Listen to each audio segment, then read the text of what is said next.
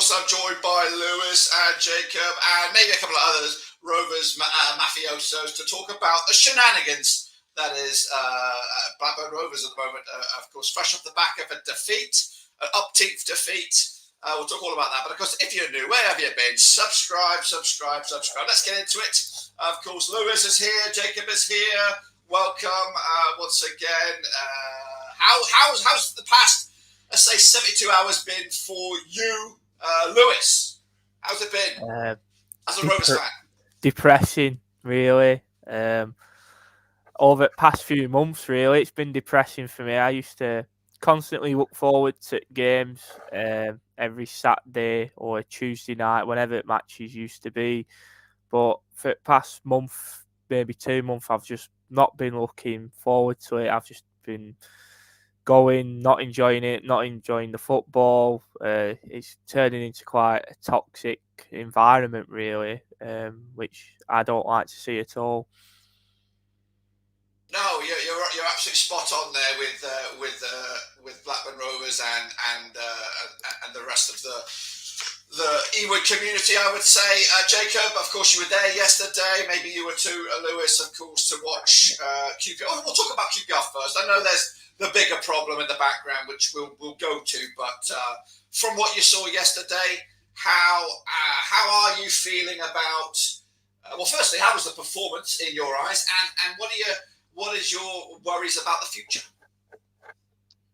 I think fair play to QPR, first of all. I don't think many fans have given them credit where it's due. But obviously we went there early in the season and, did them over 4-0. And yesterday I thought they were defensively very resolute, albeit against a Rovers side that, we do struggle to kind of pull the trigger at times, I suppose, when we're doing our passing and more passing and more passing. But I thought their game plan was spot on. And I mean, if their Armstrong was anything like the Adam Armstrong we had, it could have been embarrassing yesterday. He had 6 clear-cut chances, I counted. And it's in my opinion, it's just ineptitude on and off the pitch at this point. Why on earth we reverted back to a back 5? Reverted back to the back 4 yesterday is beyond me. I know it was only Wrexham, but we absolutely played them off the park. There were times in that second half they were chasing shadows, and to go back to the back 4, which hasn't worked for a couple months now, is just mind-boggling. It is the definition of insanity, and it just seems like everything at Rovers is the definition of insanity right now, with potentially the Maguire deal falling through, which would be exactly the same as what happened with O'Brien in terms of that falling through at the 11th hour. Just embarrassing, and just so inept. And we're just becoming an absolute circus on and off the pitch at Rovers. Who'd want to come and play for us? So what about you, Lewis? Of course, I don't know if you were there yesterday or not, but what has been what's your current stance on? I know you talked about it. You over the past couple of months, not really been looking forward to the games, not really looking forward to the performances. But did you go yesterday, or did you catch any of the highlights, or what's your current vibe right now? Looking forward to a week where we take on another struggling side, Stoke City. Up ahead, but they're always a tough opposition to play against. Yeah, I did unfortunately go yesterday, and I have to agree with Jacob. If their Armstrong were any good like ours, he could have bagged 5 or 6 goals. Pers played a crucial part for me, keeping a few of them out, but they were creating chance after chance, and our defence just leaks goals at the minute. We've conceded the most goals in the league, which I think is really poor considering compared to last year where we had arguably one at best defensive records in the league. I thought comparing it now, it's absolute disgrace. I don't know what they're doing in training, but the defence needs improvement. QPR, fair play to them. They came stuck with the game plan, like Jacob said. We couldn't really get into the game at all. We just continue to try walk the ball into the net. In my opinion, we're getting some decent chances, and then we'll just go play it back or pass it again when some players should just have the ball, should you say, to just take a shot from edge at box or something. I think we only saw Costello take a shot from outside the box in the full game for a Rovers perspective. But we just try fanny about with it a lot too much. We don't create clear chances just because we take the one extra pass instead of whipping a ball in, which is it's getting very frustrating to watch, especially with the short corners. The short corners will get a good corner, but then we end up playing it back to a centre half on halfway line and it goes nowhere. It's just becoming really frustrating and irritating how we don't change it up. And usually when we go 1-0 down, there's no plan B coming in. And you just watch us leak goals as soon as we go 1-0 down. You just instantly now know another's going to happen. And even getting one back yesterday, I didn't even celebrate because I just don't know what to say. We're getting one goal and we're struggling against the side below us, conceding too many goals and letting points drip for the lower teams to catch us. Now we're only 5 points off the relegation, so it's really not looking good for us at all. No, you are right, and that is a major concern. And that's what I think. Well, initially, this podcast was prompted by. I think it was you, Lewis. I think you were the one that said we got to have a chat, and that was before the Maguire mess, and then it was also before QPR. Now, typically on form or in recent form, QPR is like a banker. We usually get points off of them. And of course, playing at home, I thought this should be just the game that we need. But what has I know Jacob's already stressed it that the change of formation may have been it. But is everything on the pitch all right at the moment with the players, or do you think?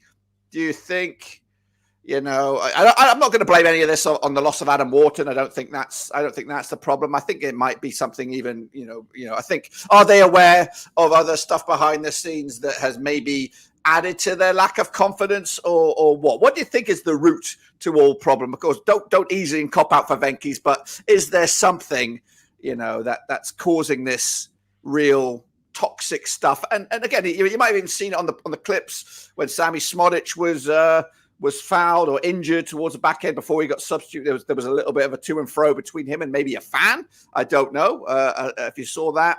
That raised my eyebrow. And then, of course, he wanted to get substituted, and then he was like changing his mind. So it does feel from where I'm sitting a very toxic environment for the players at the moment. And again, confidence is shot. But how are we going to resolve all this, Jacob? I think. As you maybe touched on there, the kind of the roots of maybe the toxicity from what I've kind of seen online might be the Lewis Travis incident, with just the whole fiasco that's gone on there to loan out your captain, which again, it just proves how much of a mess we are behind the scenes, proves how much of a circus we are right now.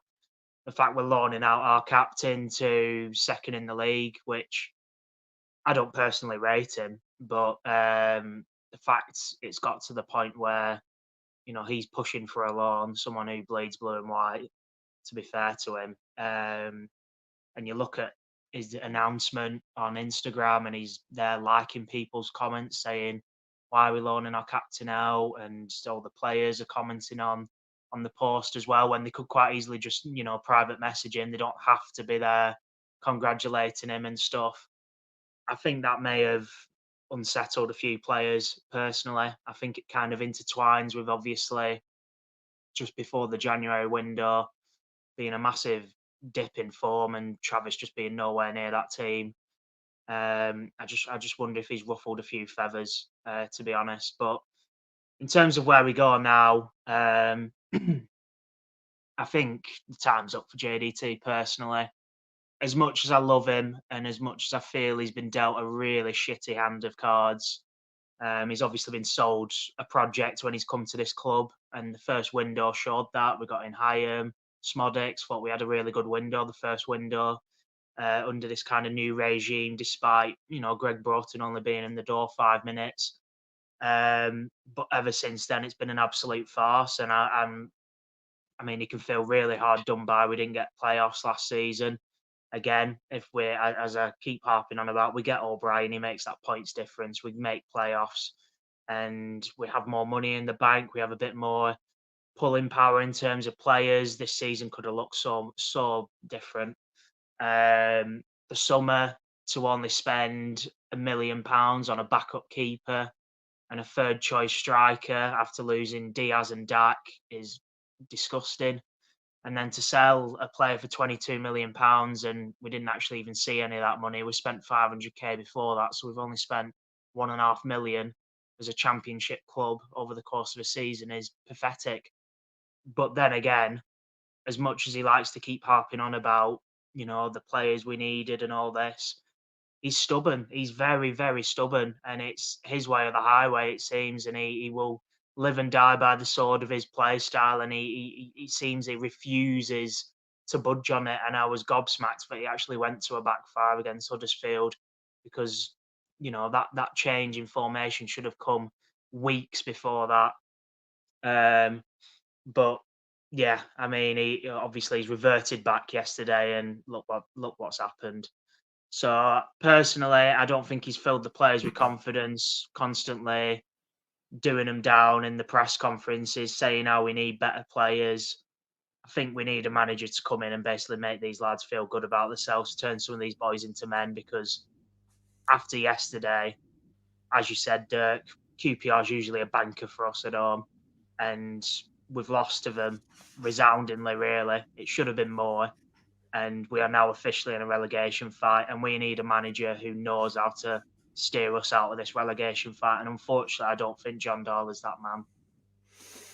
So a lot to take in there, of course, and I will go back to a couple points here, but I've just brought a graphic here with Waggett, with JDT and Greg Broughton. This one's for you, Lewis. The current plight of Rovers.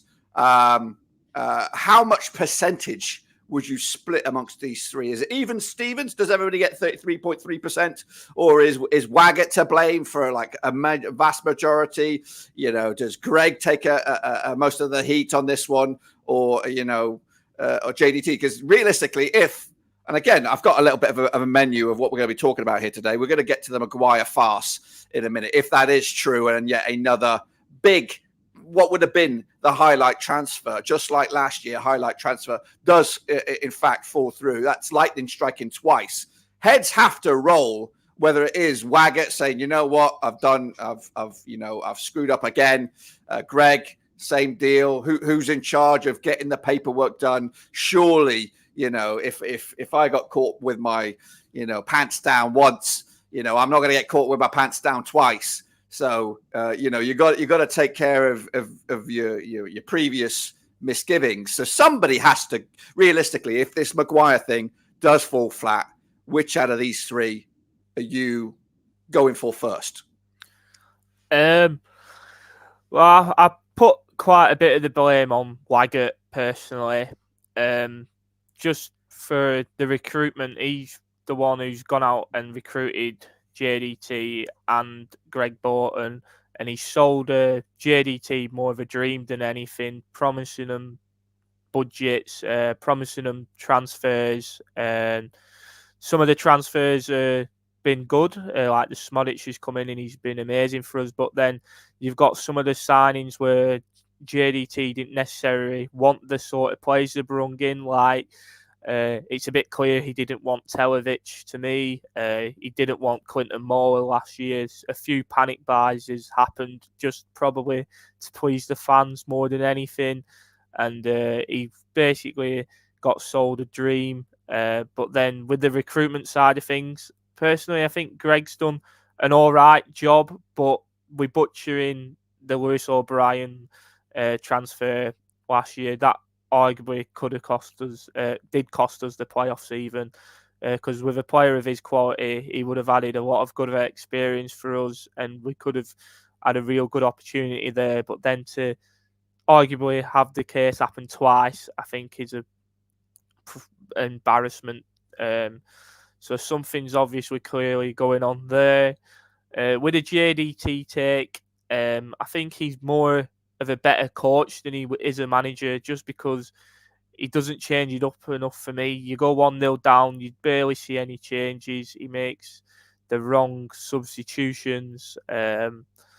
He's too stubborn to try anything different, which is a shame to see, because at the start of last year, well, the full last season, I thought he looked very promising manager. I still think he is a decent manager, but personally, I don't think he's the right manager for this club at the minute.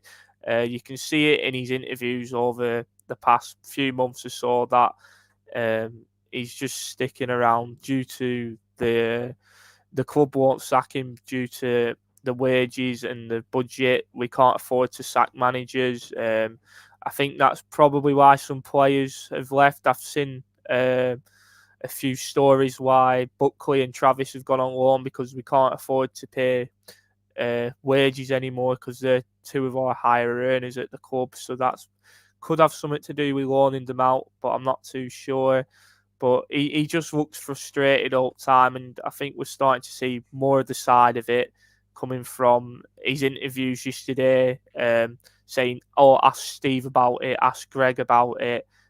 He just seems to be fed up, and it wouldn't surprise me if he walked. So I'll probably put 70% of blame on Waggett, and then probably about 15 each on Greg and JDT, I would say. Yeah, well, I want to go back to what Jacob said about the Travis and whatnot. What kind of flagged a little bit of attention for me this past week was Gallagher. Gallagher scored twice, once Wrexham, once yesterday. No celebrations whatsoever from Gallagher at all. You know, you would think he would even do something, a fist pump or just a couple of high or a smile. There doesn't seem to be any emotion on his face at the moment when he's scoring for us. Do you think that's because he was being forced out? Do you think that's he was or denied a move, or what do you think's or just adds to the current situation of, you know, because if Travis was forced out, maybe they were trying to force him out. I don't know. I don't want to put words in people's mouths or create a scenario that doesn't exist. But what do you think is going on with Sam at the moment, Gallagher, that is, in regards to his future with Rovers? Jacob. It's a good point. Obviously, yesterday I can kind of put no celebration down to the fact.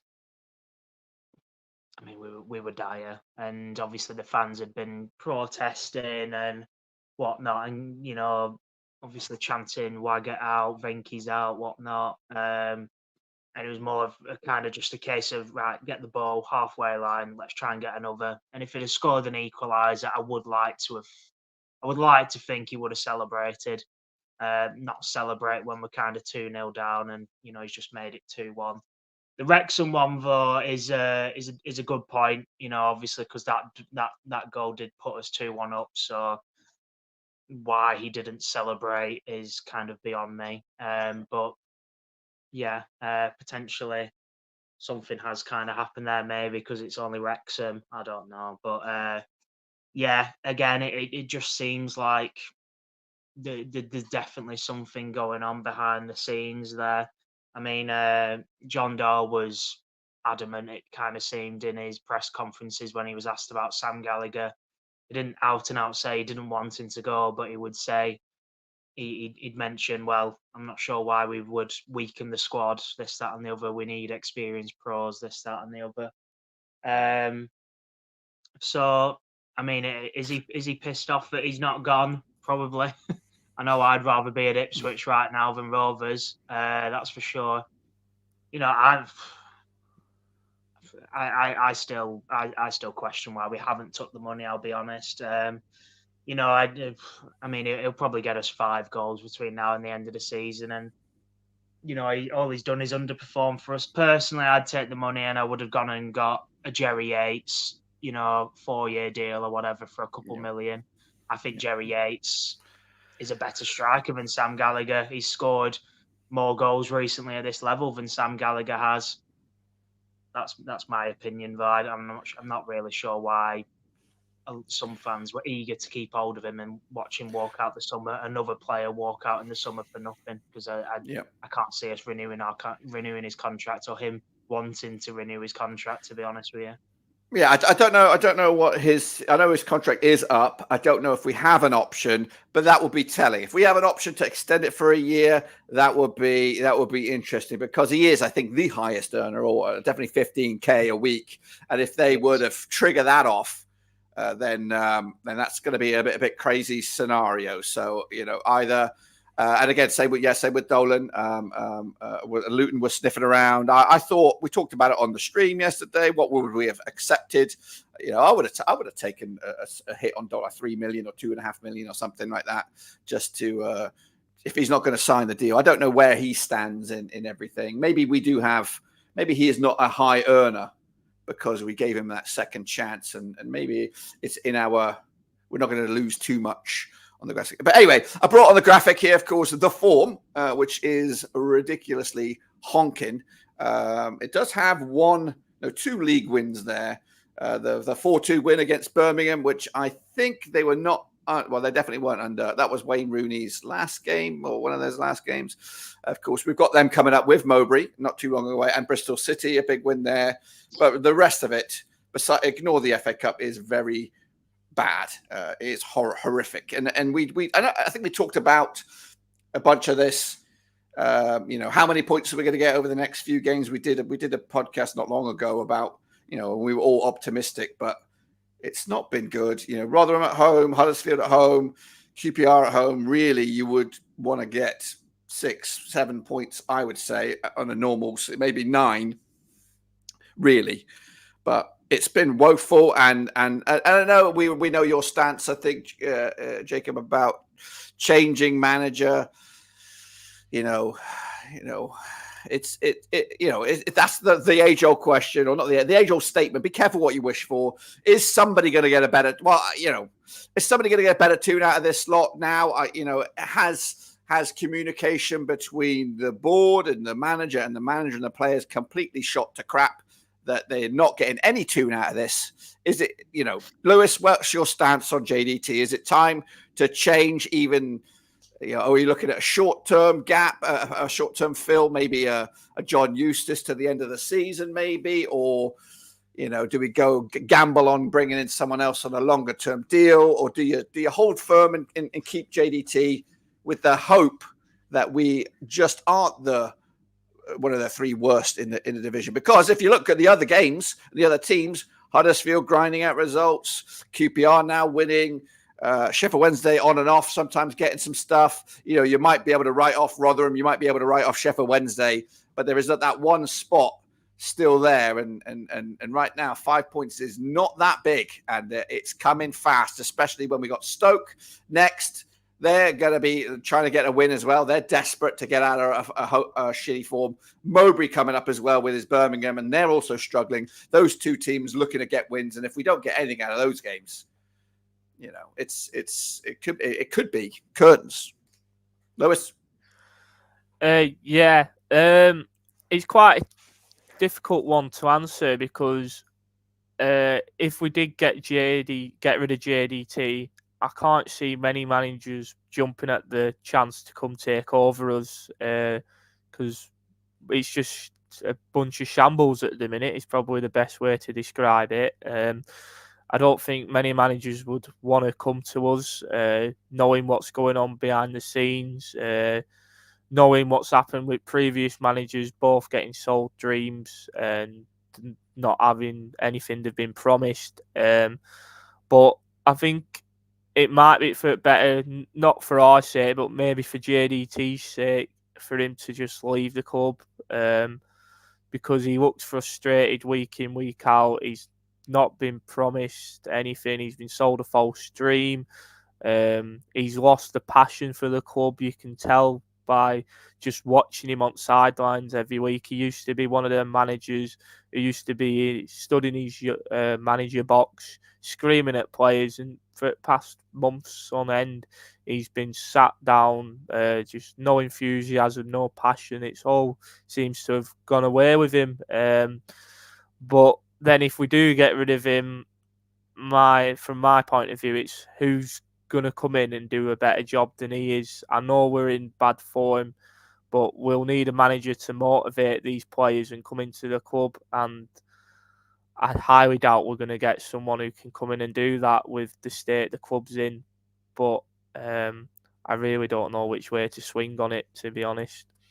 I think anything's better than JDT right now, to be honest with you. I mean, he's getting absolutely nothing out of these players other than the FA Cup. I just think a new manager is coming in, some fresh ideas, just a new manager bounce.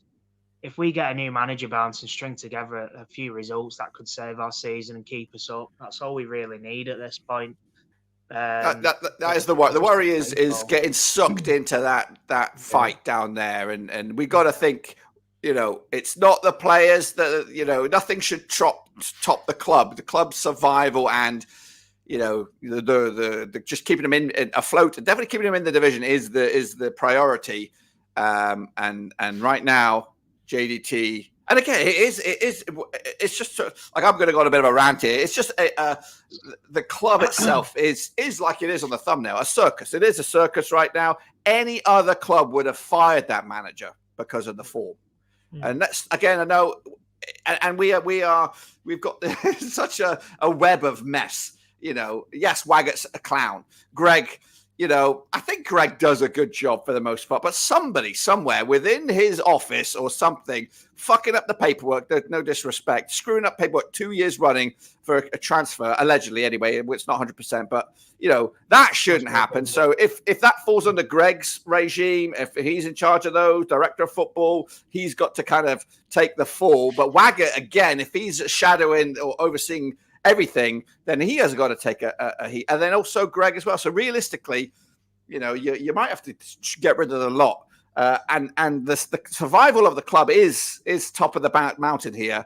Again, if it's 10 points clear, then maybe we could navigate a few results together.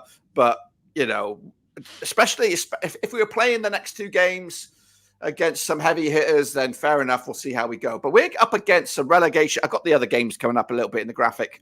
But they are some guys who are in the same shit that we are. Stoke can't get a result. Birmingham are also free falling right now. They might not have as big a mess as we have, but we might get the plaudits by.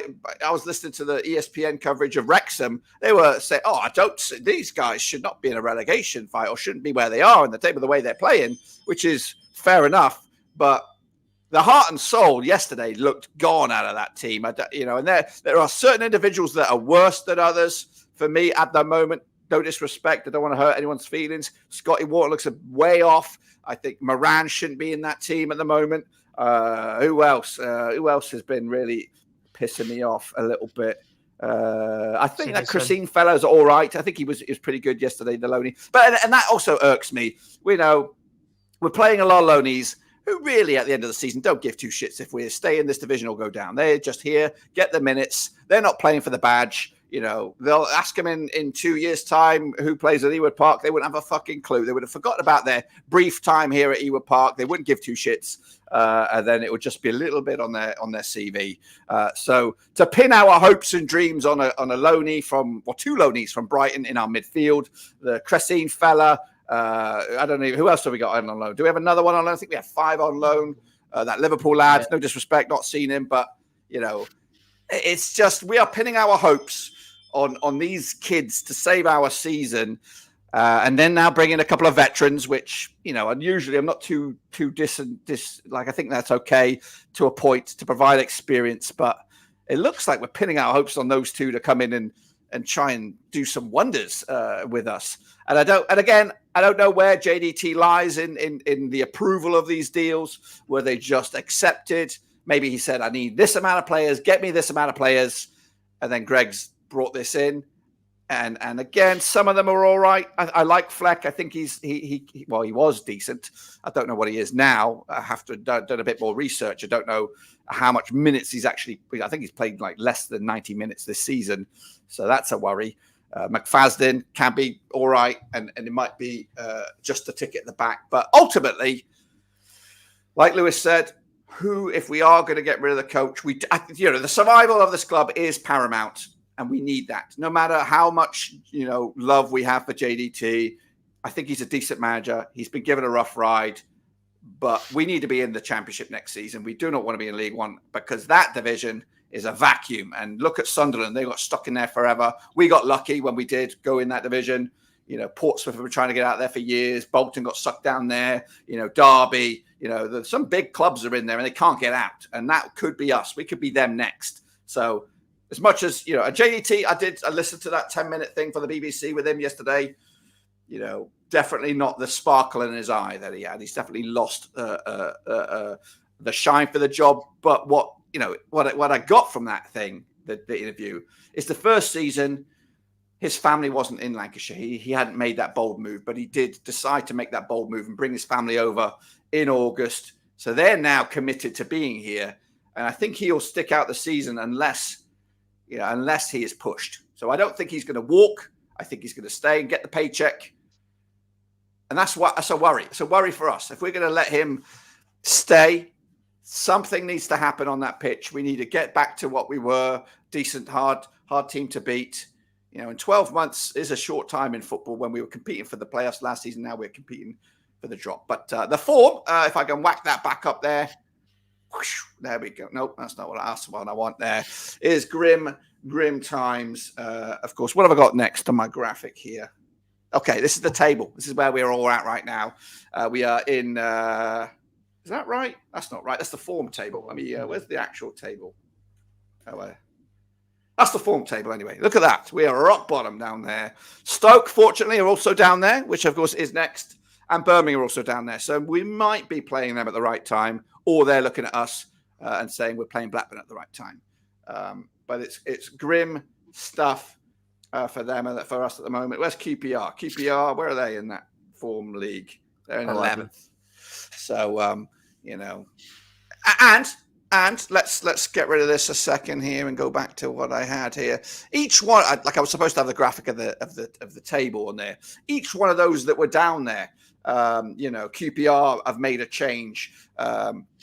Stoke have made a change. Birmingham have made a change. Swansea have made a change. Rotherham made a change as manager, and they've seen, I would say, a bit of a bounce anyway. Birmingham made a change. We are the only ones sticking to our guns here, which at the moment is not working out. And no matter how pretty the football is and how many, we can play the prettiest football ever. It's not changing the bums on seats. The attendances are not going up. They're still probably going backwards still. So I think we're getting to a point now where success is more important than entertainment. And we might have to revert to and I know he won't come, a Warnock or somebody, an ugly kind of thing. And I throw this name out because I think he's cheap. I think he can work with peanuts. He's probably more not everyone's cup of tea, but a Nathan Jones would, I know he's a shithouse merchant. He'll gives it what it get. And we got to be careful what we wish for, Who else in their right mind would come here to this madhouse? I think Nathan Jones will do that. I think we're going to miss out on him. I think even though we're not going to be in a situation to get him, but he would have been my choice. He would have been a cheap, affordable guy who works with peanuts. And of course, looking to get himself back on track. He was a Premier League manager at one point for a very little time, but there's something in him, which of course is frustrating and ugly and we don't like him. But hey, we're at that point now. Say again? Bit of passion about him as well. That's what we need right now. Just someone to fire these players up ready for this relegation fight.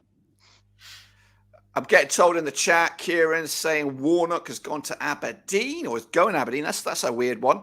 I never think that. And then also Nathan Jones is going to Charlton, which I said, I think we're going to miss the trick on him anyway. But John Eustace, maybe.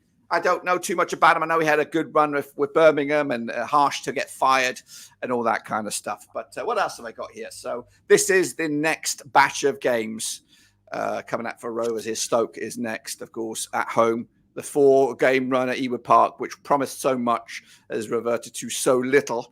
Then we have Mowbray. Hopefully he could do us a favour. And then it's Preston. It's just a game against Preston, which, we usually walk them, right? Don't we, Jacob? We piss them all over the place.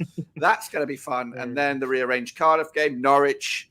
and then the JDT derby, which promised again so much. I don't know. Will he be there for that? I don't know. It's looking very worrying. These next two are 6-pointers in my eyes. We knew it is a relegation 6-pointer, no matter how we gloss it. And then the Preston game, they just tonked it. Well, not tonked Ipswich. They beat Ipswich, which is not an easy thing to do. And they're like rubbing two pennies together at the moment. Their budget is not great right now, and they're just doing a better job about it. And it's frustrating. What else have I got on my graphical stuff here? So this is let's try and go back to I guess some positive to the talk before we go back to some negative talk. It's going to happen. This is the transfer window. This is what we did. Players going out. Of course, we touched about it already. Lewis Travis gone to Ipswich. James Hill, big loss at the back. I liked him, but he's playing game. Well, he was playing games in the Premier League. I think he's got injured. Niall Ellis. I think I love Stoke a little bit more now. Not the biggest fan of Niall Ellis. I was hoping. When the summer was around and we were sniffing around with him, I was excited. He was a double-digit striker. I thought, we've mugged off Swansea here. I think they were linked. There were some other teams linked. I thought, yes, we've got a bit of pull. Yeah, and he comes in with his chunky belly. He's been on the donuts or whatever, and now, we've sold him, not loaned, sold to Stephen Schumacher, which. I don't, and again, this is going to bite me in the ass. I don't rate him as a manager as well. I think Plymouth were just, they had a good spirit about them, and that's what we need. We need the spirit back. And I'm not saying, I'm just saying our spirit is shot, but Plymouth was just, they were cooking under Lowe, and then he left. Schumacher just took over, and that kind of built his stock up a little bit. But I don't think he's done that much to warrant, the Stoke job now and everything. So thank you, Schumacher, for paying us some cash. And then Jack Vale's gone to Motherwell. Tommy Bloxham's gone to Harrogate. I think that's a great move for him as well. I was expecting more loanees going out. And then Adam Wharton making the Premier League switch to Crystal Palace. Let's talk a little bit about that. Lewis, let's throw you under the bus here right now. What is your, good business for Rovers, you think? Well, I think it was bound to happen either in January or in the summertime. Preferably, I would have wanted him to gone in the summer because it's left our midfield a bit short. But then we have gone on signed Fleck, who's a good experienced midfielder. But whether he's still got the legs for it or not is a different ball game, really. But I think he did a good thing by signing a contract with us, so we could get a lot more money than what we would have done for him. I think the money's roundabout right. I think we probably should have gone and got on a sell-on clause. I don't know if we have or if we haven't, but I'm pretty sure we haven't. But yeah, it's a shame to see him go. A boiled lad come through our academy age of 6, and he's a Blackburn fan. Looking at him personally, it didn't even seem like he wanted to leave us this season. But yeah, it's a bit sad to see him go. But I think the money, if it's reinvested in the team, I think it could be a little bit of decent business. But yeah, it is sad to see one of your own academy graduates leave the club. Indeed, yeah. Again, that's a question for me, and something that stinks at the moment. I know. A lot of the financial situations are out of the club's hands at the moment, with the bigger picture going on in India and what have you. And I know there's some meeting going to go ahead next month with some personnel from Blackburn going to India to talk to the Venkies. 20-odd million. I would hope.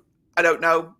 I hope it's laced with incentives like, a sell-on fee and all that. I'm hoping they didn't make that, and that's what Greg is paid for, to get those kind of things at least sorted out. So, and again, I'm not expecting 22 million to be reinvested. I'm expecting 8, maybe 10 million if we can spread it over the course of the next transfer window or what have you, and then the rest of the money hopefully should be put back into the club for the paying the bills and what have you. That's the model that we're supposed to be doing. And that, of course, we'll see if that is the model that we're doing, unless we're just getting rinsed by the Venkies by selling all these players and not reinvesting. And I see that being a picture that we're going to be following for the next while. I think Smodic will probably go, especially if the way things are going at the moment. He'll probably go in the summer. Championship top goal scorer, he'll go. We'll be in we'll have to, unfortunately, he did sign a deal, which means I think we'll get a bit of money for him, maybe 10 millions plus. Again, that will hope to be bills for the next time.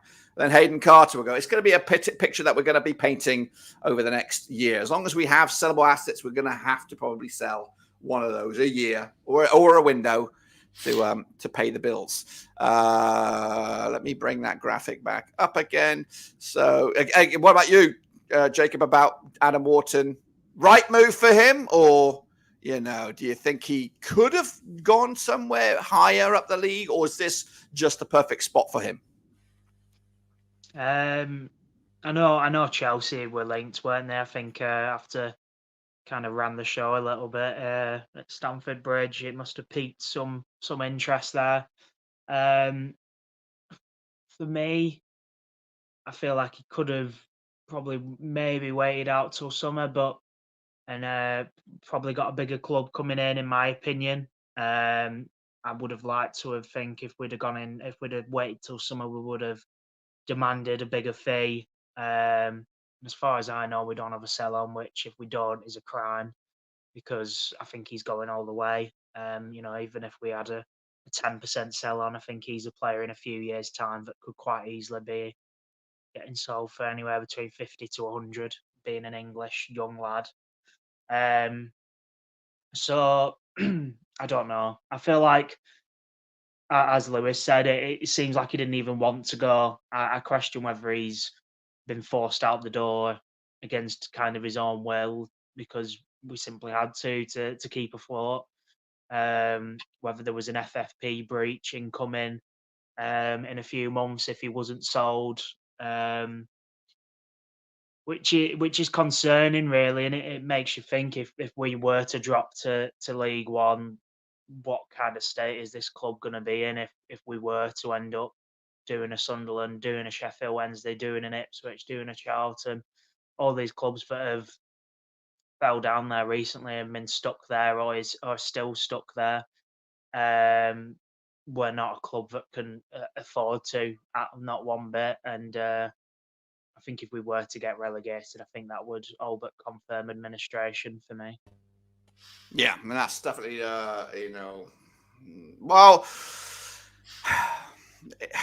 would administration, I know it's scary to think about it, but, would that be able to force them out of as owners, but, who in their right mind would want to invest in and pay the high fees? It is just such a a deep pit of worry. Venki's they're just, I don't know.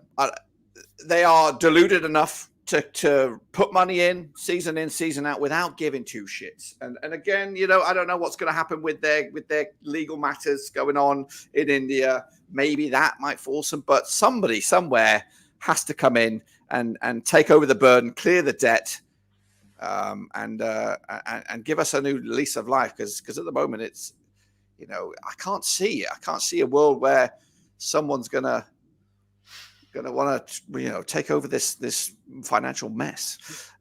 Let's of course be the best thing for us, like you're saying. It's just a constant shadow hanging over this club now. The Venkies just being here. And, they have kept us afloat, and fair play to them, but it's kind of the least they could do after what they've done to the club, isn't it, really? You look at the seasons where we just missed out on playoffs with Mowbray, we just missed out last season with JDT. I feel like a club with proper owners who actually turn up, owners who are actually interested and give a bit of feel-good factor around the club, owners who don't balls up or employ people who balls up the January transfer window, just so inept. And you feel like at least one of those seasons we would have made playoffs by now if we didn't have the Venki's kind of shadow, big cloud hanging over the club, because the fact this club hasn't made playoffs once since we got relegated from the Premier League is a joke, isn't it? It is a joke, but really, it's not what you think. It's not what Lewis thinks. It's not what I think. It's what bloody Denver thinks. He's here. He's live over in Wales, of course. How you doing, Denver? You look like you're smiling. That's not proper. You're not a Rovers fan if you're smiling. Oh no, I'm only smiling because it's your internet. Your internet. I've had my birthday weekend. On my birthday, we beat. Is my internet? Ooh, we okay? Yeah, you're all right. Well, happy birthday. If I don't know how old are you now? Oh, 24 now. Monday. Old age. I know. It was a good win. A good win on my birthday. That was for me. That was a proper banana pin. Banana skin because I got grief for weeks for that. Being around here, being around Wrexham. So I've had everyone messaging me. So to get that win, that was it for me. So I'm only smiling for that reason only. While you're here and while we've got you, of course, we're playing catch up a little bit. Hopefully you can hear me. I know you hopefully you've listened a little bit on Jacob and Lewis's thoughts. From your point of view, I didn't know if you got to the game yesterday or not, but yeah, I was there. What is your whole take? What's your whole take on the whole shenanigans going on at Blackburn at the minute? It is. Oh, I lost you. Sorry. Yeah. It is just depressing. Yep. We good? Go for it. Okay. So yeah, it is a depressing time, isn't it, at the minute at the club? And it is a hard watch. Just seeing all it's never mind on field. On field it's bad enough, but off field drama at the minute with the board of directors and JDT, and it's just sour grapes at the minute, and it just you can't see anyone motivating anyone here to how we move forward in this. Look, you've got JDT who wants to leave in the summer, and that alone screams to me, look, if he's going to be taking this team on and he didn't want to be here from the start, it's for me, I'm just like, why have we kept on for him so long? Look, at this point, if you know he wants to go, and if you're not going to have the finances to fund the project that he was promised, and you're going to, and you haven't had those expectations that he expected, it was time. That was the cue to look for someone else, and the fact that we pursue with it and gone, no, it's just false information and false hope, I guess, that we were going to turn it around, and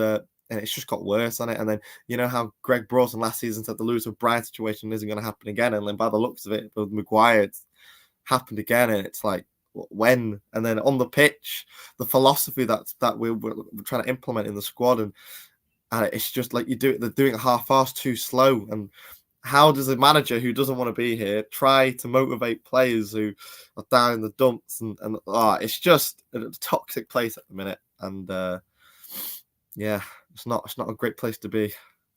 It is not. And you did raise a good point there, and I think we might have glossed about it earlier, about the fact to offer his change of services in the summer when the project changed. I think he came in with this pick. This is what we want you to do, and he tried to get there and got close to getting into the playoffs, and then suddenly the budget changed. The plan had changed. Now it's all about survival.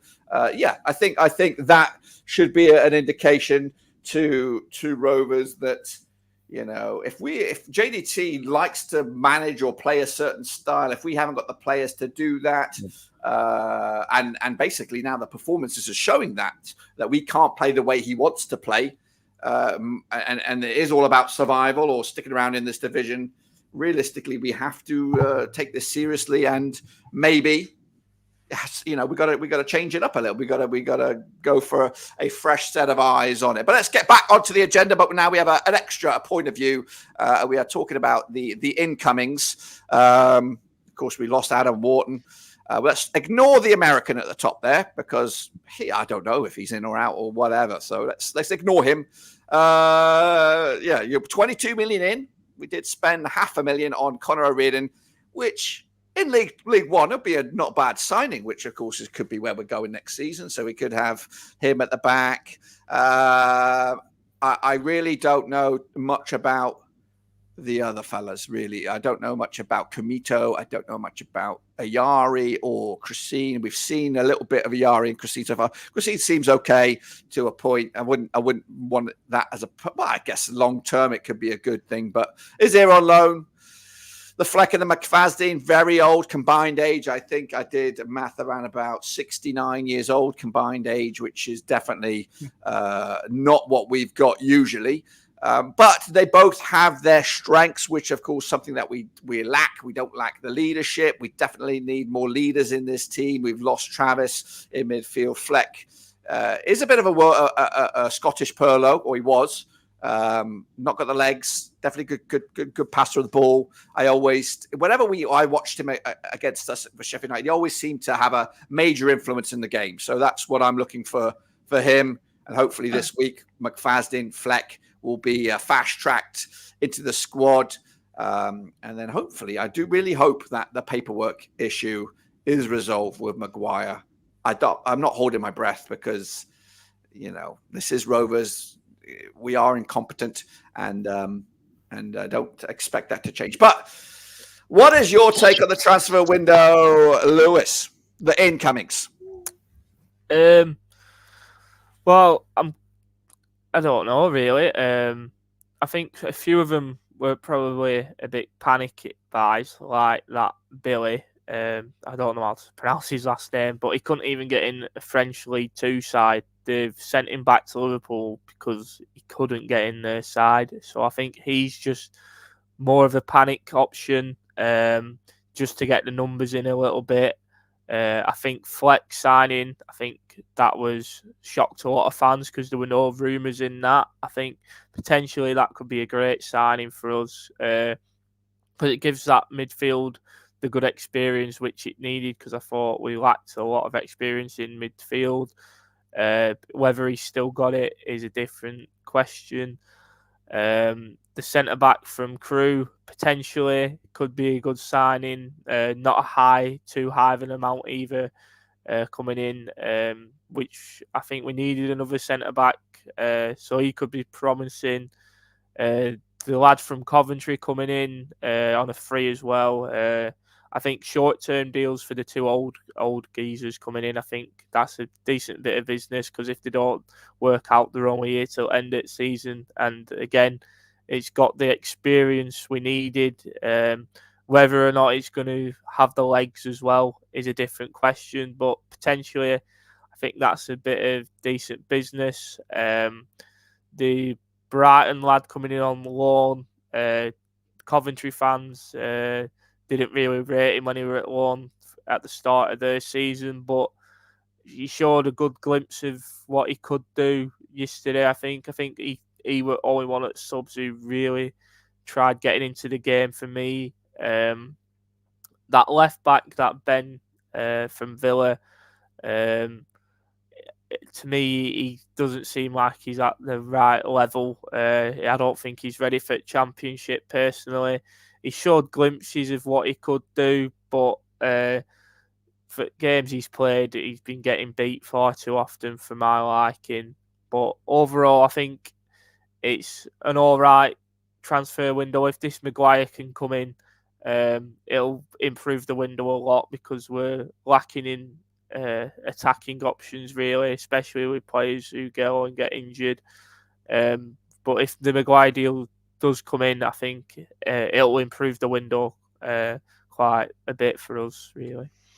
I think that will alleviate a lot of the stresses and the concerns with the fans. I guess it's, it popped up yesterday on social media, and everyone, including myself, was pointing at them saying, "Oh, it's just the visa. It's fine." But I'm reading now, legal chats are going on or taking place right now to try and resolve this, and we should find out by end of play tomorrow if he's going to be a Rovers player for now. And if not, somehow I'm reading again between the lines that he might still be a Rovers player in the future. So we'll see. I don't know. But Jacob, what is your thoughts on the incomings for the window?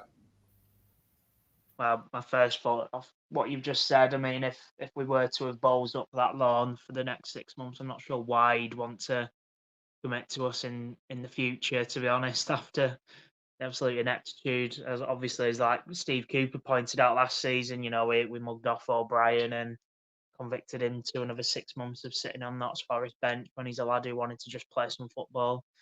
But yeah, in terms of incomings, I think Fleck's the one that stands out. If obviously Maguire doesn't go through, Fleck is the one who kind of stands out. That has come out of thin air, and must have been a last minute kind of deal. You suspect. But Fasden is a decent one for an experienced head at the back, and also was someone who will shore us up on set pieces, which have been a major concern as of late. The amount of those we've been conceding. You look at obviously Huddersfield, that goal for them.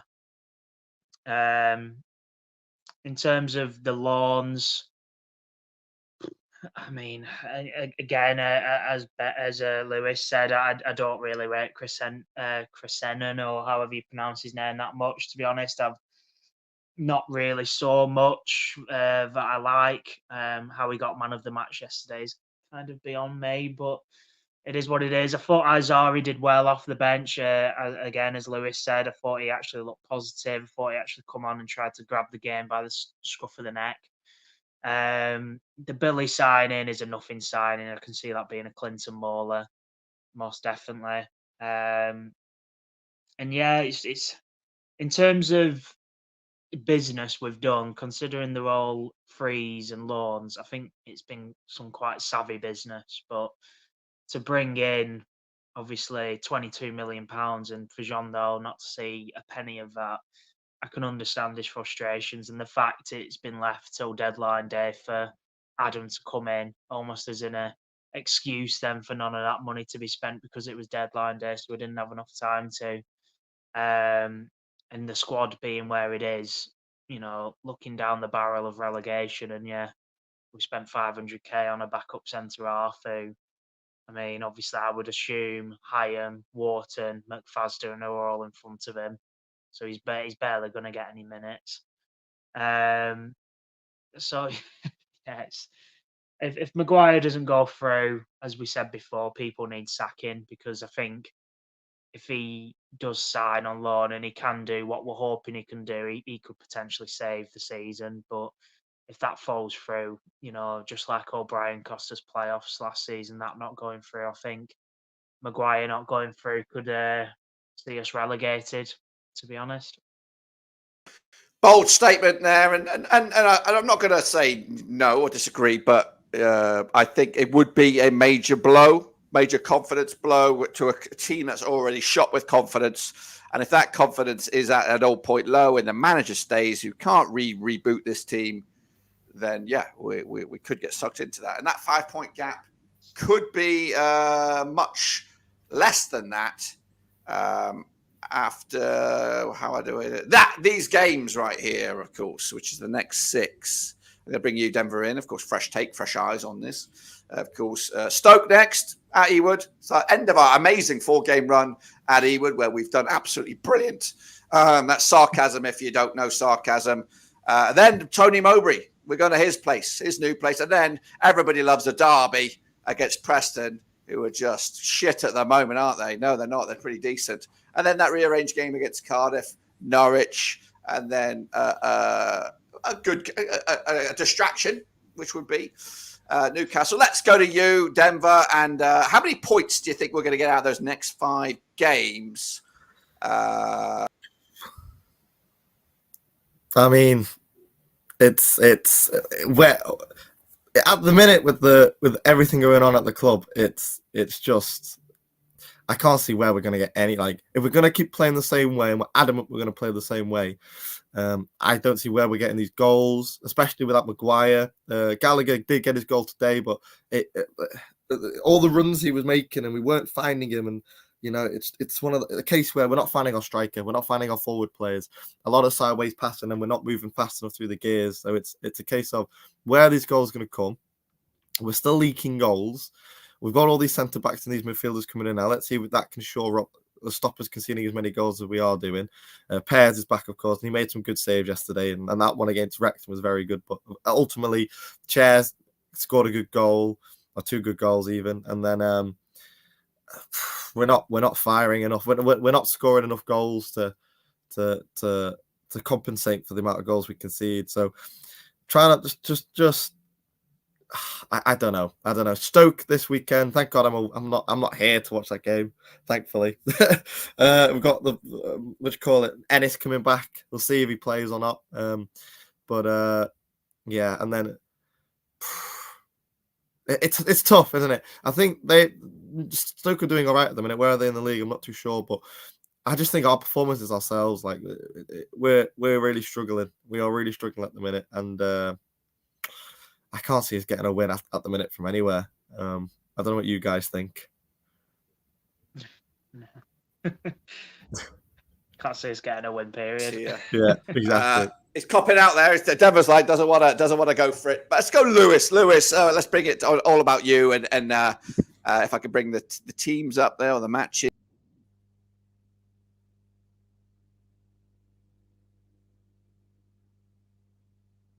Do you hear me? How many points are these next 5? Stoke, Birmingham, Preston, Cardiff, Norwich. I think ideally we've got to be beating Stoke. Whether we do or not is a completely different story. Birmingham away, I think that's going to be difficult. Same with Preston and Cardiff. Can't see us really putting much of a fight up. Really, I can't see us getting points. The Preston one for me being a derby, I think the players have got to give it their all, especially because it's a derby and with a run of form. I think if we can nick something out of there, I think could get us on a bit of a confidence boost, maybe. But saying that, I did say the same against Wrexham, saying we could go on a confidence boost after that win, and then we played absolutely shit against QPR. But with the next 5 games, I think we've got to be aiming to get at least 3 wins out of the next 5 if we want to try to stay up. We've got to be looking at getting at least a win against Stoke. Norwich at home as well. That'll be tough, but again, we're at home. We should ideally be going out there and getting 3 points at home. But yeah, if I'm going to be realistic, I'll probably say we're going to get like 1 or 4 points or something with current form we're in. That's what my guess is going to be. Yeah, I saw Jacob raise an eyebrow there when you said that about 3 wins or something. But that it is worrying times. It is worrying times. Now it's all about you, Jacob. Let's hear your take on these next 5. What is your hopes and what do you actually think is going to happen?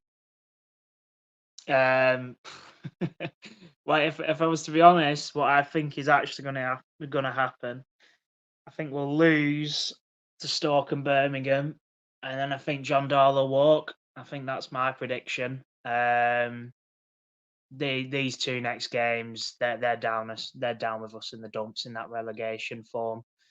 As you shown before, what were they like 21st and 20th in that relegation chart? They're 2 games at home. What is Birmingham away actually? I don't know, but they're two games that are relegation 6 points is at this point, as we said before.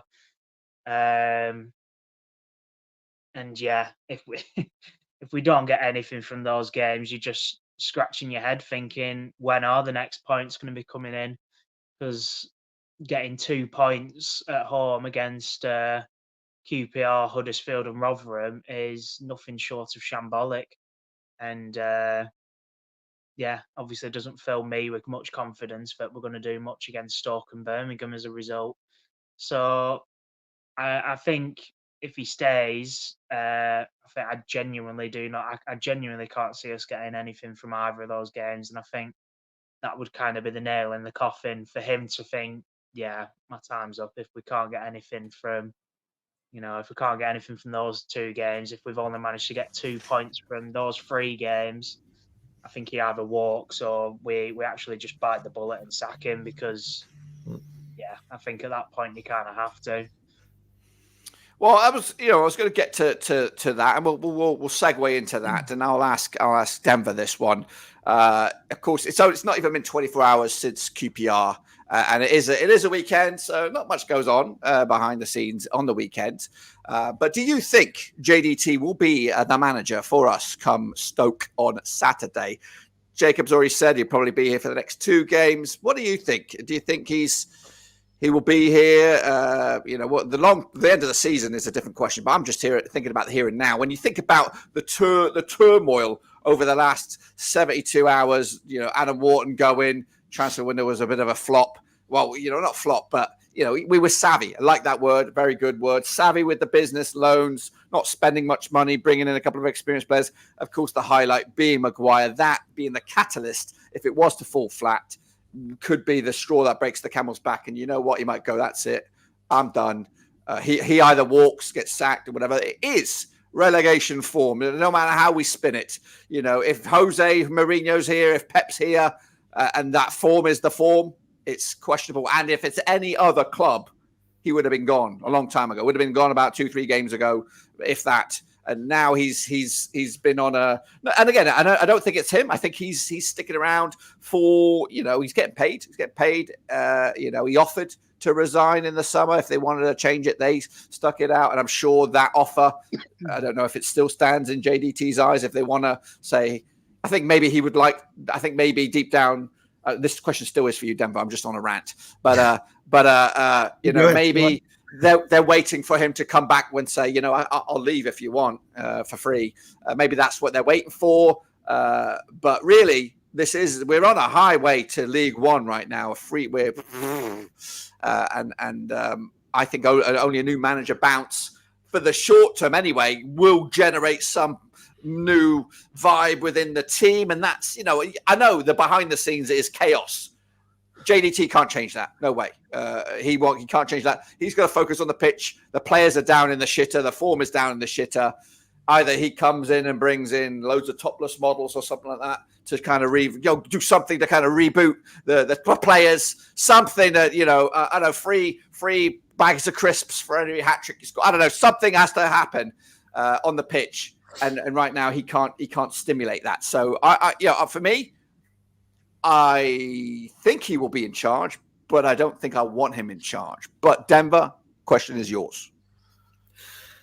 I think it's a difficult one, isn't it? Because if you're the board now, you wanted to keep him, and of course you want to keep him.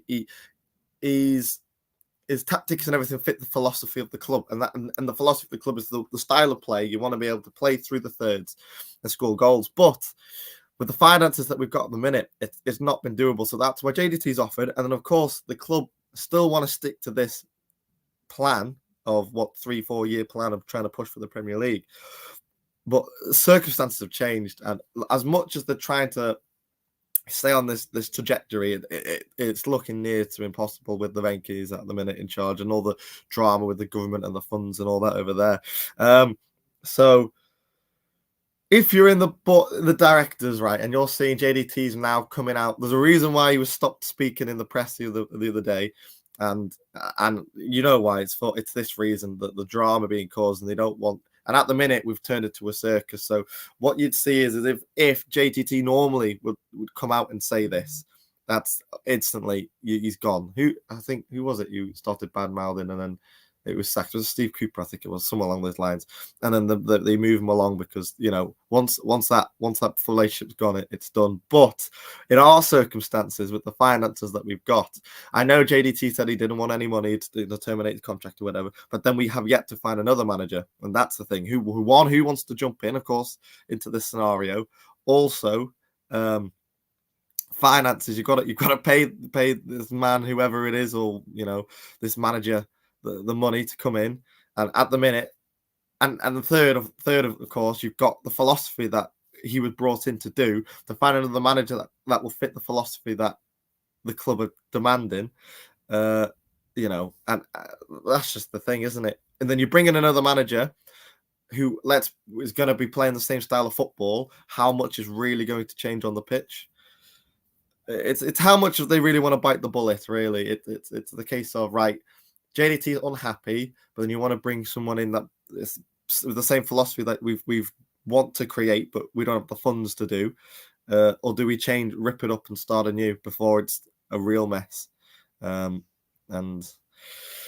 it's decision time, really, from everyone: JDT, the board, the owners, and we'll see what happens, really, and the players themselves get these results in.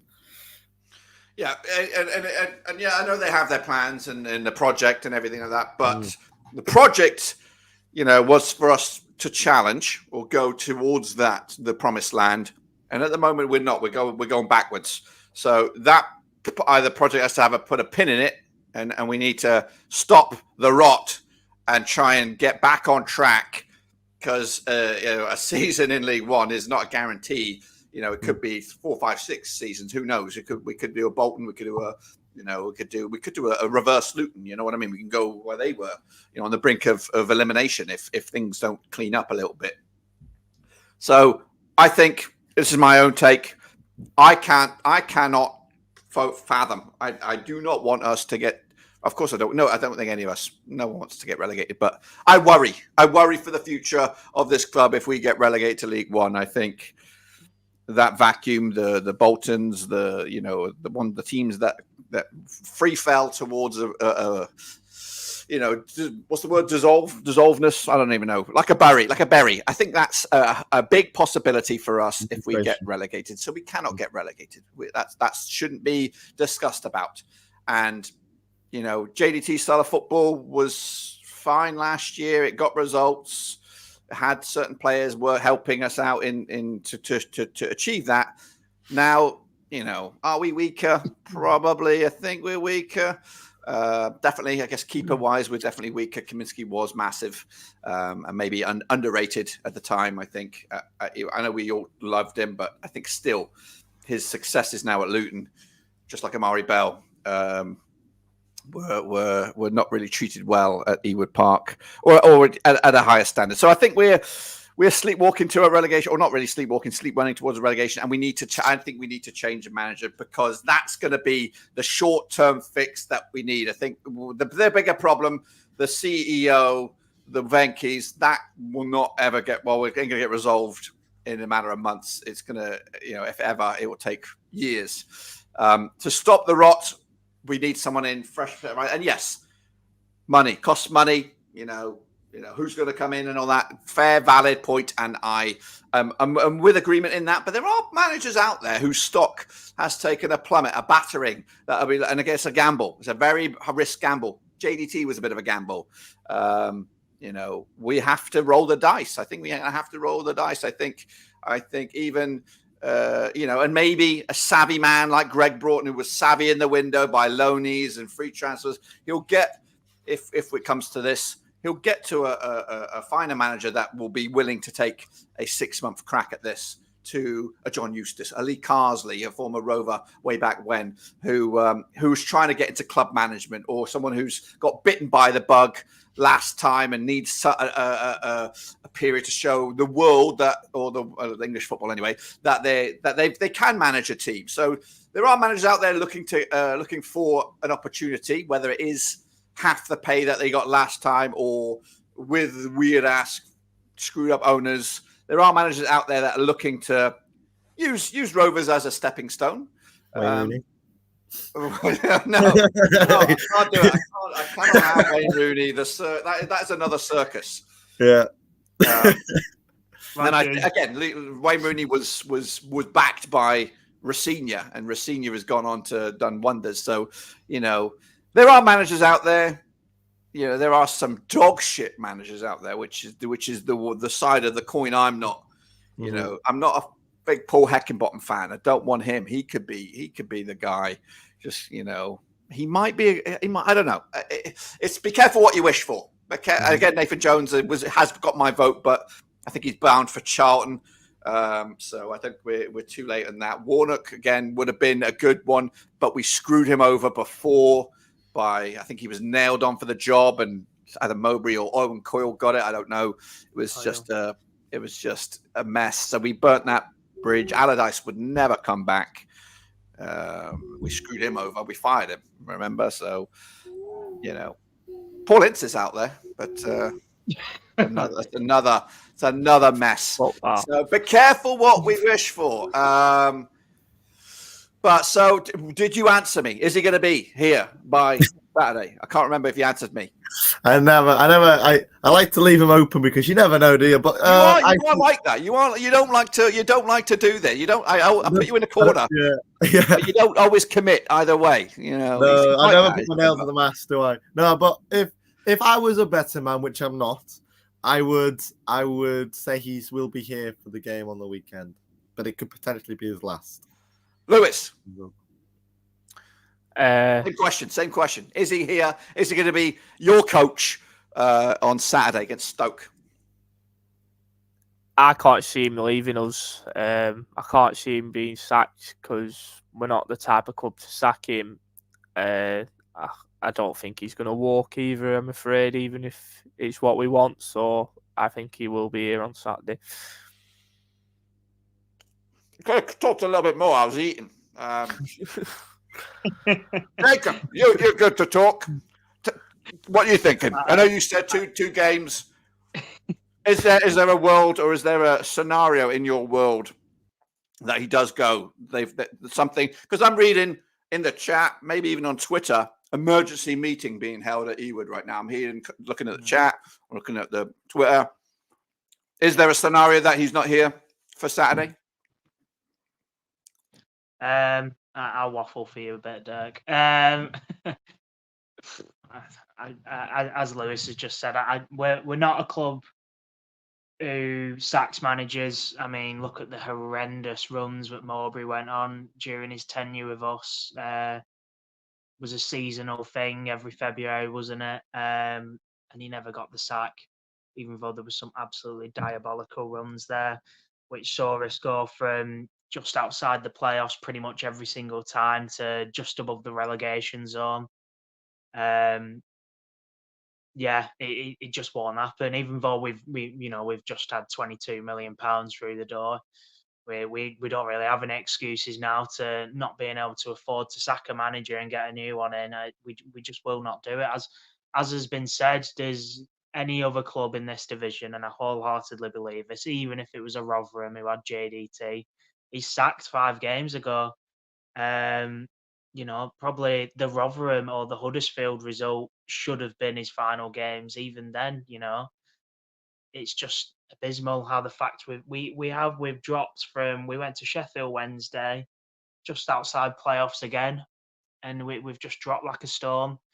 And just an absolute free fall now. I would like to think he'd walk. If he offered to walk in summer, I don't see why he wouldn't offer to walk again. I think he needs to save his reputation, what he has left of it. Because if he gets relegated, he's not going to be linked with any decent jobs. He was obviously linked with some big jobs in the summer, and I'm shocked he didn't leave and take one of them after, as he described it, the hand grenade. Coming in with the situation in India. But obviously, if he's moved his whole family over here now and everything, it might be a case of, well, I don't want to actually walk now, and I've paid all this money to bring my family over. If you want me gone, you can pay me off, and I'll go. So I don't begrudge him for wanting. I mean, how many managers walk nowadays? It just does not happen. So no, I think it's going to be a case of we're going to have to sack him if these next 2 games, which are must wins, don't go our way, because we're slowly but surely wasting our points here, where a new manager could come in and get some vital points against these sides. Because, like I said before, you're just scratching your head. If we don't beat either of those sides, when is the next win coming? So get Roy Keane in. Get Roy Keane in. Well, he would. He's a no shit taking person. I don't know how good people's memory is, but let's turn the clock back to Owen Coyle. I don't know what year that was, but where were we in the table? 2017. Why would we want to do that, Dirk? Why would we want to remember? Well, hang on. So where were we in the table? How many games were left in the season when Venky's, and was Waggett doing the string pulling back in the day then? I can't remember myself, because that should be, that's the last time they sacked somebody, I believe. Owen Coyle. And they brought Mowbray in again, a Waggett buddy of Waggett's came in. Then, of course, JDT not really within that, thing. And Greg has probably instigated the JDT appointment. And again, I Greg, as many wins as he has, he's had a couple of little nuggets of shit along the way, from my understanding of, filling in the blanks. JDT was a good manager. He's always said he's got a contingency plan for everything. He probably had a contingency plan over the summer when there was talk of him potentially going to PSV or what have you. And there is even talk right now of Sweden still looking at JDT. But where was I going with this? So, So I hope Greg is doing his homework just in case the scenario, or maybe phone calls are being made now to try and line somebody up. But all in all, we're in a bit of a mess, and I don't see at the minute. We need those next two games, the Stokes, the Birmingham, and even the Preston. I think we definitely need a morale boosting bit of period. But how do we get that? What I do think could be a boost this week is the Maguire. Let's end on the Maguire thing here. Taking pictures with fans at the game, hold the shirts up, revealed by Rovers, little interview and all that. So they appear to think it's a done deal. The tumbleweed or the murmurs online yesterday saying that there's major problems and what have you.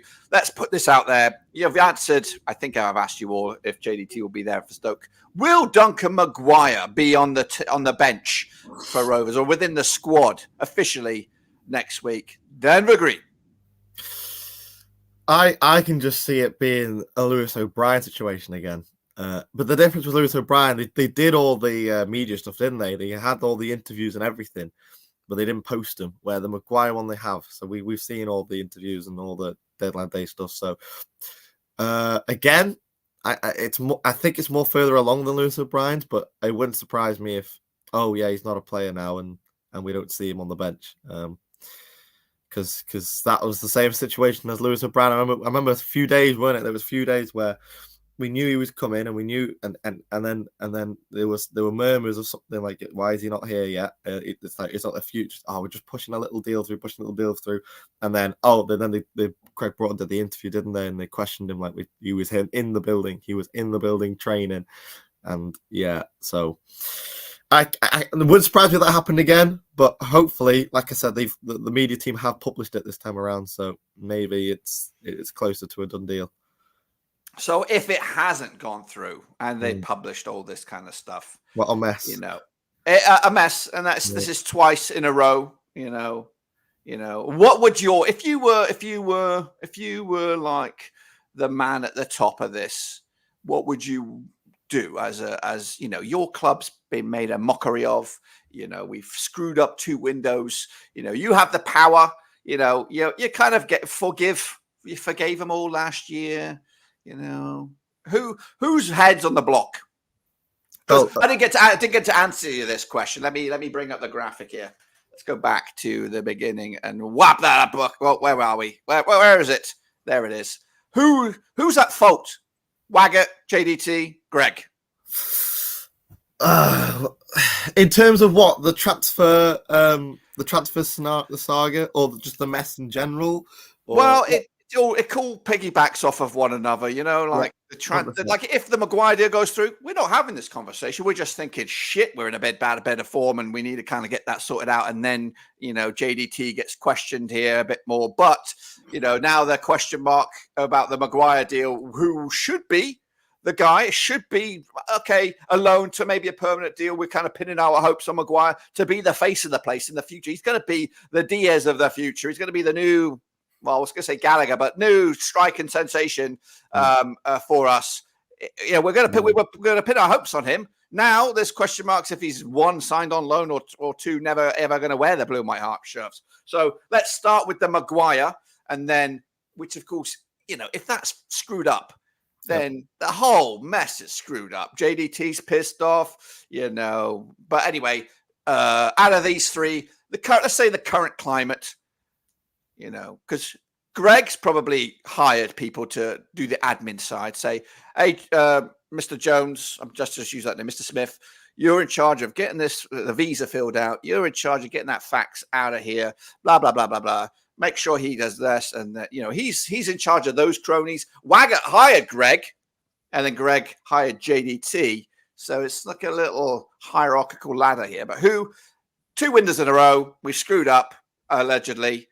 Whose head should be chopped off? Well, for the windows, it should be it's Greg. I'm pointing towards Greg in terms of, especially, he's come out and he's fronted it from last season, the whole Lewis O'Brien situation, and for the same thing to happen again within a year, it's on Greg's position that if that situation is to have happened again, then that is it, isn't it?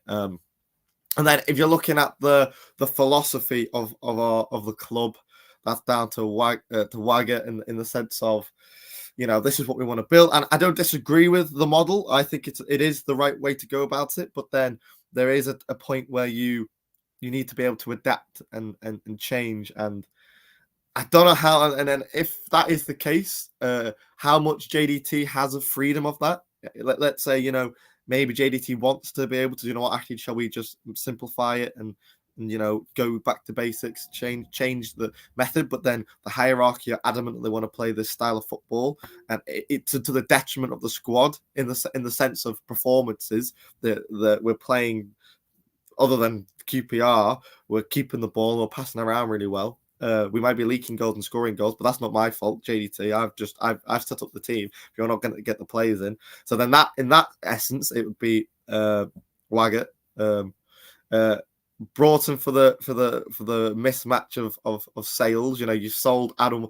JDT's gone. You got to be. You sell one of your best players. You're expecting to recoup that money and bring players in to push, and we're not able to do it because Broughton is you're trying to get the best possible deal, trying to get players in that are the right. It is a difficult job, to be fair, bringing players in, getting the money, messing around with agents, making sure they're the right, and then always agents with last minute flare ups of, we want this bonus or they want this change or same with Adam Wharton to different clubs. And it's never easy being JDT and not having these players coming in, and that's down to Broughton. That's the beast of it, and it's not just us that have to deal with that. There are other clubs in financial situations where they're struggling to do the same thing, and that's just part of it. So I do feel for JDT, but I am curious to know how much freedom he has in the philosophy, in the style of football that he wants to play.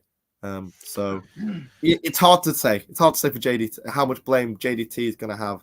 But it's from the back room with Waggett and Greg, it's not looking good. Well, so I'll take a point from what you said there. The project and the philosophy, I think you're right. I think that for a business side of thing, it's great. If Adam Wharton wasn't the player that he was, or we weren't playing the way we are, let's just say Adam Wharton was a Jason Lowe. Like we were playing crappy, scrappy, shitty football. Mm-hmm. He's not going to appeal to the Premier League. No one's going to go, we'll pay 20 million for Jason Lowe, get him in here. No, we are trying to make Premier League players out of our youth to then sell to the Premier League for survival. But that is coming at a detriment to where we are in the world right now. The players will come out of this in the wash. If we are going to get relegated playing this football, we're going down to League One, but we've sold Hayden Carter for 15 million. We've sold Sammy Smodic for another 15 million. Hey, we just banked 30 million, but we are down in League One. It's cutting off our nose to spite face right now. If we were in a better position, if we were mid-table, 10th and 12th, winning and losing like we did last year, no, we wouldn't be having this conversation.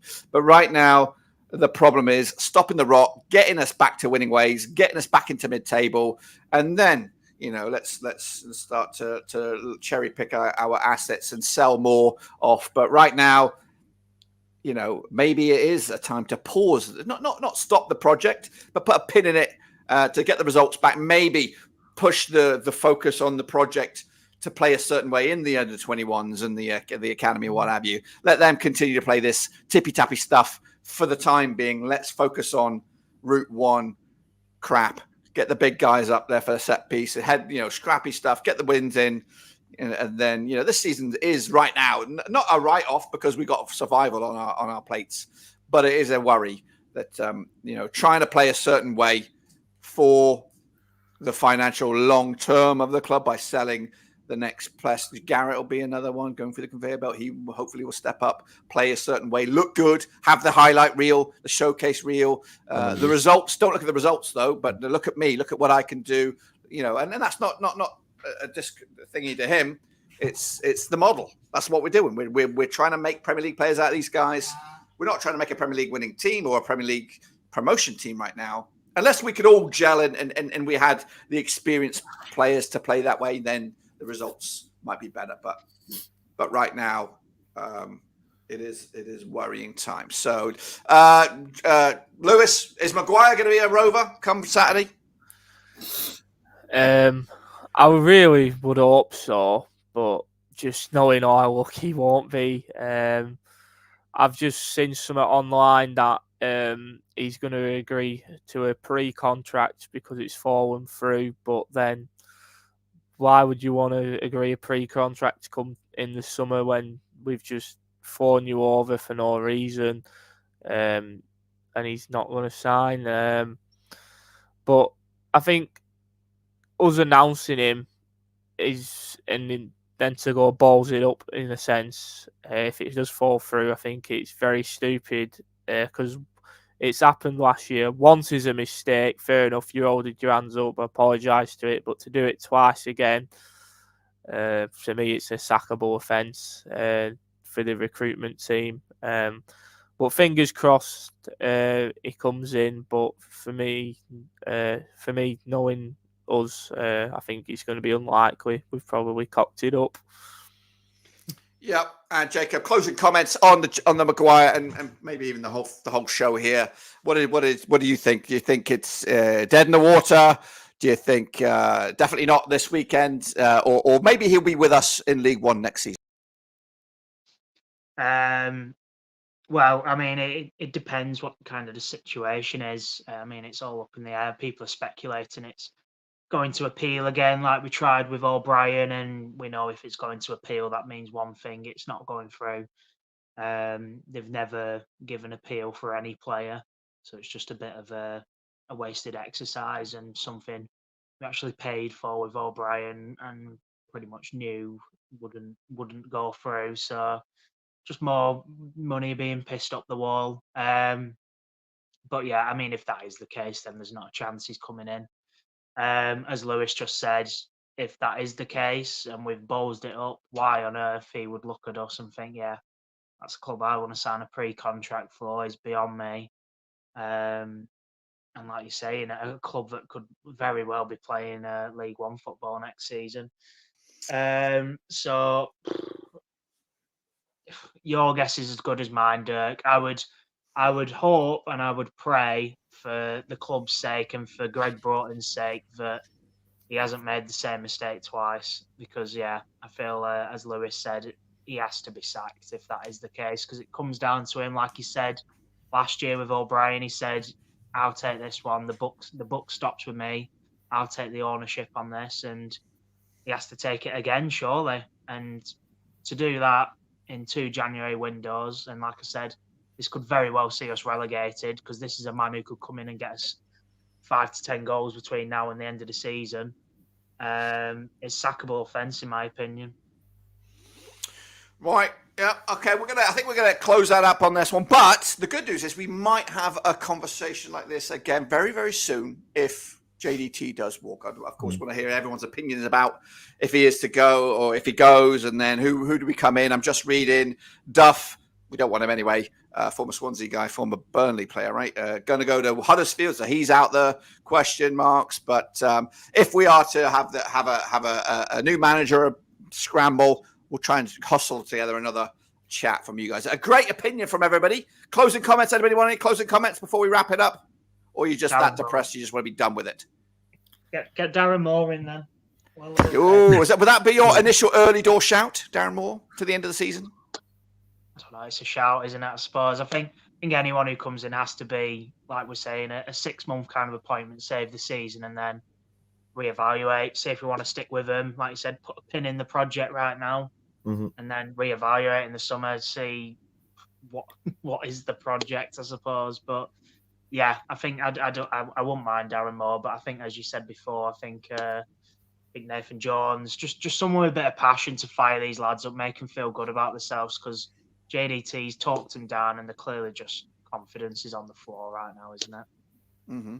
Lewis, you got any suggestions for any early shouts if we are to have this conversation?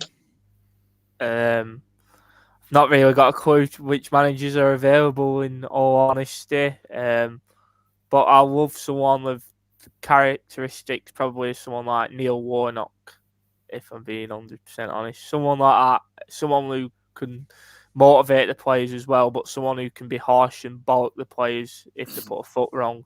Someone like that I would be happy with. Denver, any early shouts if we were to have this conversation again? Well, I think we'll hold out till the summer, and then we'll bring in Jurgen Klopp. I think that will be the. It's happened before. Kenny Dalglish leaving Liverpool. You know, good show. But if that happens, I'll take off one of my eyebrows. Save them all. No, but look, it's a difficult one, and we don't know what managers are out there. And as much as we want to say, oh well, this manager, that manager, we know that the clubs trying to fit the style of the club's trying to pick a manager that will fit the style of play that they want. And I don't know how many managers are out there that even fit that, never mind available. So it's a tough one. I think we just gotta hope we can turn it around. We can start firing. Maguire gets in and we start feeding him. We start feeding our strikers and we start scoring goals and get promoted this year. That's the plan. Okay. Jose's available. Who is? Jose. He is. Yeah. Jose in now and then Klopp in the summer. We do need to. I think that would be the thing. A 6-month hoping to resolve or reignite their own career. Lampard, something like that, I don't know.